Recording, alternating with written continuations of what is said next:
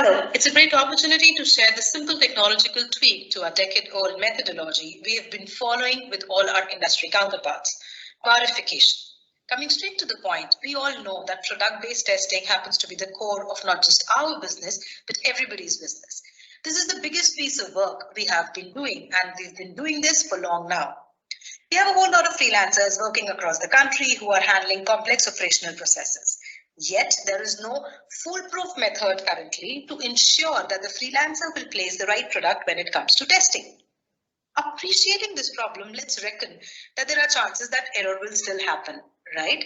Errors happen as packs come wrapped in unbranded way. There are codes on some comes inside a current pack, many ways to get confused. So for a normal human being, the possibility of mistakes exists. And the challenge here is not the possibility of mistakes. The challenge is that currently there is no way to monitor if mistakes are happening. If this can be monitored, the mistakes can be eliminated. For most studies, we know that we may be getting 90 to 95% data accuracy when it comes to product handling. However, the room for error still exists, and there is no sure way that we know that this is not happening. Anytime there is a complex situation where the number of products are large to handle, or there are complex protocols to follow, or there's a process to product handling, the natural result that comes to our mind is conducting it in a controlled environment of a CLT.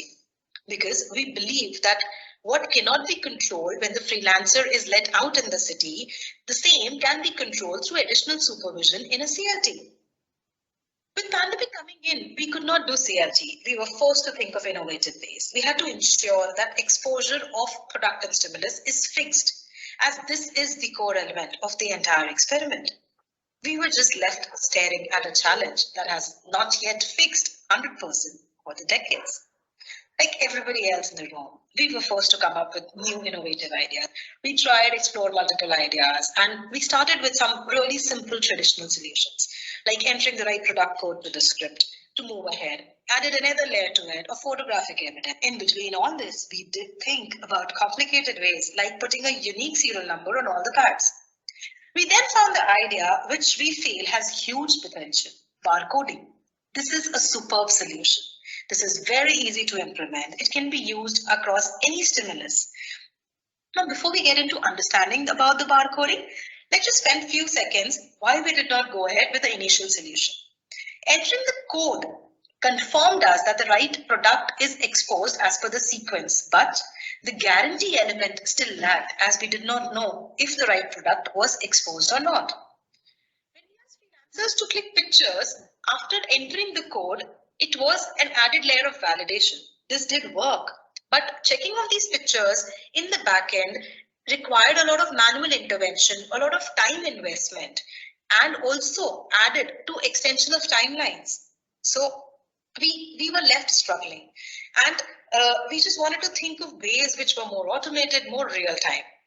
And along with all these traditional solutions, we then started thinking about tech-based approaches, because we strongly believed that technology can provide us something which is really foolproof and real-time. In the technology-based solutions that we explored, all that we found was that most of them required additional investment, either in form of money or infrastructure or some kind of a technical know-how. So the reason why we took to barcode was because this is something which can literally be used in any device. We did not need to invest in any additional technology. You don't have to invest a thing in technology or software, hardware, actually nothing.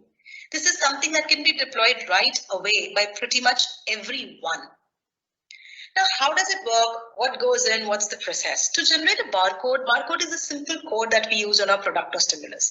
The code can be generated through a multiple number of free websites that are available. Once the barcode is generated, it can be printed on a paper and used as a sticker on your product and stimulus. Once the barcode generation process is over, the barcodes are shared with the scripting team so that they can develop and put the logic back. Now, with all this, there still was a possibility of the right barcode getting pasted on the wrong pack. How do we ensure that this is not happening? So as an additional check during the field briefing, the executive is asked to check the complete lot of the barcoded product or stimulus, and the same is validated through an automated link. On top of this, we also have the photographic evidence as a piece of additional validation. Now all set, once the inquiry starts, it prompts for scanning the barcode and it only moves ahead if the barcode is scanned rightly. Let's just see how it works actually. Barcoding is a very simple process. We have multiple platforms and open source websites to create a barcode. Let me just show you a quick example. Barcodes are of multiple types. We can select any kind of a barcode because our sole aim is just to create a unique code. For one of our researchers, we had a product code as BT01 and this is how we created it. Once you click on the barcode generation, the barcode is generated and the same can then be downloaded and later on printed on a sticker paper and pasted on the product samples. The printed barcode looks like this and the same can be printed and pasted on stimulus like you can see here. Once all this process is done, all the stimulus is checked and validated by both field as well as research teams. Once all this is handled, we are ready to go on field. Now in the script, the inquiry prompts for barcode scanning at the appropriate place. Basis the scan of the barcode, the inquiry moves ahead.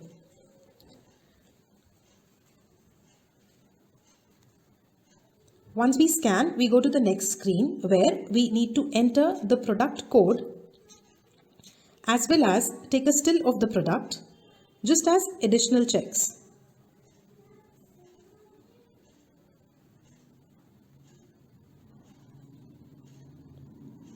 Once this is done, the script takes you further and the scanning and validation is over. However, and in case there was a wrong stimulus scan, the inquiry throws an error and does not let you proceed further. And once the fieldwork is over and we get the data, we can check the actual product details and therefore it comes out as 100% correct process. So the current studies are running with 100% right exposure of products and stimulus. We have started using scanning now even in CLD, just at an added layer of protection. With pandemic coming in, low contact product testing gained importance. With products being couriered to respondents, self-administered interviews being taken by the respondents, the scanning becomes really a critical part to ensure that the stimulus is used at the right moment in the inquiry as per the sequence. The scanner also has the ability to scan the in-market samples and therefore helps us in enabling better checks and validation for new launch exit interviews where codes can be scanned and passed on to the client. Any hard copy stimulus can be tagged with these barcoding and we can enable higher level of tracking and validation. This is what our client Britannia has to say. Hi, I'm Priyanshi from Britannia Insights team. At Britannia, we make a promise of delivering sensorially superior products to our consumers. Therefore, product testing is a dominant part of our consumer validation process.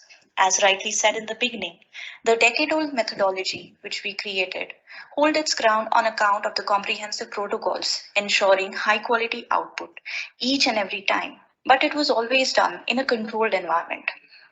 As the pandemic came, shifts had to be made, and this idea of product scanning through barcode turned out to be a successful one. It not only helped us in providing uninterrupted consumer feedback, but also helped in improving the overall process efficiency. We started getting 100% validated and error-free placements, which reduced the overall research turnaround time, along with cost efficiencies coming from multiple fronts. Such a rare combination to find. This certainly became one of the secret ingredients that helped us to maintain continuity and quality in validating our innovations as well as renovations in these challenging times. This idea spurted out of multiple deliberations and conversations with our client. We are also indebted to our scripting and data processing team who were willing to hear us and help implement this. A special mention to the field teams who were patient enough to do this time and again over and over multiple pilot rounds. And yes, the availability of so many free websites to create the barcode was the biggest plus. Simple solutions provide ultimate sophistication, and barcoding is a solution for all. Barcoding technique for stimulus management is simple, frugal, it has best logistical control, it's so basic and scientific that all the clients would love to implement this. We are hopeful that everyone can make the most of this solution and it becomes an industry-wide norm. Thank you. Thanking MRSI for giving us this opportunity.